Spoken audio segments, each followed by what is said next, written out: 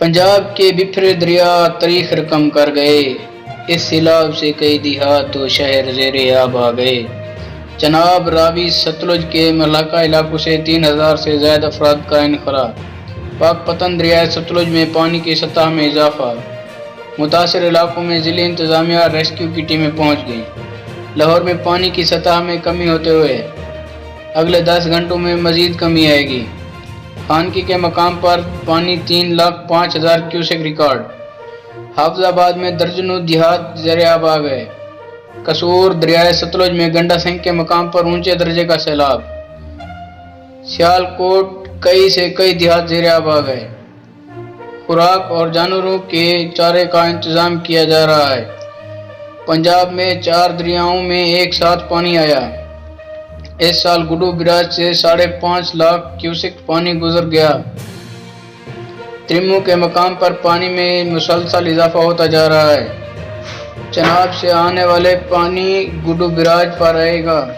Report के मुताबिक 8 लाख से 11 लाख क्यूसेक पानी आ सकता है, जिसमें मुल्तान, मुजफ्फरगढ़, खानगढ़, रोहिल्ला वाली, शहर सुल्तान, अलीपुर, भावलपुर, भावलनगर, अहमदपुर, जलालपुर को मजीद खतरा है।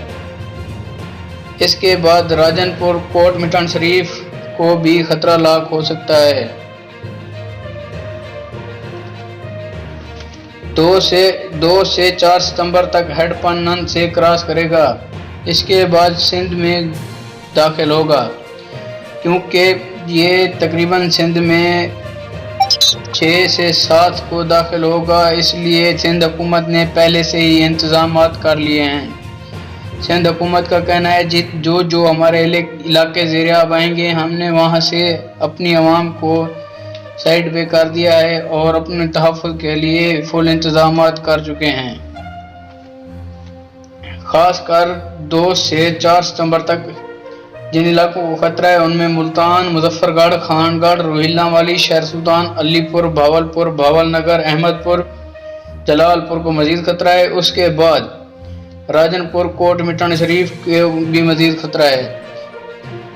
सुनने में आया है कि हेड पन्नन के कुछ दरे जो कि जिनमें से पानी गुजरता है उनमें कुछ फाल है।